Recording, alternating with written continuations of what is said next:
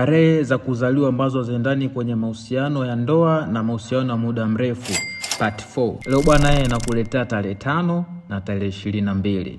Let's get down to it. Aliyezaliwa tarehe 5 yeye hupenda kula bata. Wakati mtu wa tarehe 22 yeye ni mtu wa kuanza majukumu all the time.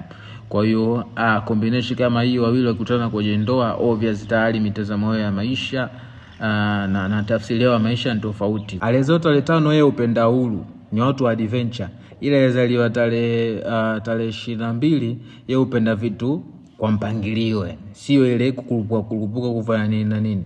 Alizaliwa tarehe 22 hupenda kufanya vitu kwa mpangilio, wakati wale alizaliwa tarehe 5 upendi vitu vya mpangilio, yani kubana wako kukaa kwenye ratiba. Kwa hiyo ukiwa unamsema na mtu alizaliwa tarehe 5, you have to know huyo sio mtu wa kumpata ratiba. Yeye ni anaishi according to the wind, yani upepo unavuma na yeye anavuma, sio mtu wa ratiba kabisa. Alizaliwa tarehe 22 uona alizaliwa tarehe 5 ni mtu asiyekuwa makini, yani ni mzembe. Kwa hiyo mkikaa kwenye mahusiano tutaona bwana huyu mbona anaona mzembe na nini, kumbe tu ni sio nyinyi bali tu ni universe jinsi imeamua tabia zenu na namna mnavyoishi maisha katika ulimwengu. Kwa hiyo combination ya watu wawili wakikutana lazima kiumane. Content kama hizi unazipata kwenye page yangu pekee ya Nyami Mwanetu. Page hii inakupa kitu pekee dunia nzima. Kwa hiyo usiache kunifollow, usiache kushare kwa mtu aliyezaliwa tarehe 5 au tarehe 22 akapata kujua what's popping kwenye combination yao.